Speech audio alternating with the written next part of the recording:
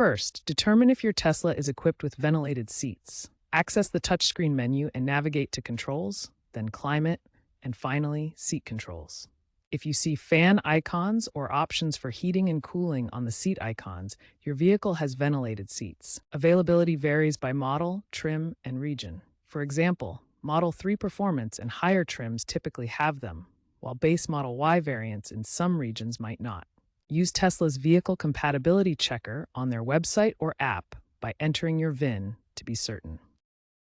Activate the cooling function, especially in hot climates, for enhanced comfort. The ventilated seats typically activate within 30 to 60 seconds. Pair this with the Auto Climate Control feature for a seamless and automated climate experience. This allows the car to intelligently manage the cooling based on ambient conditions. Tesla introduced Eco Mode settings in 2025 to enhance energy efficiency.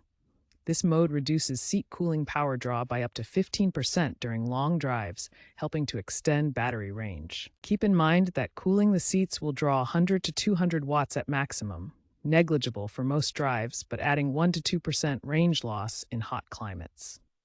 The trend towards climate-controlled interiors is accelerating in EVs.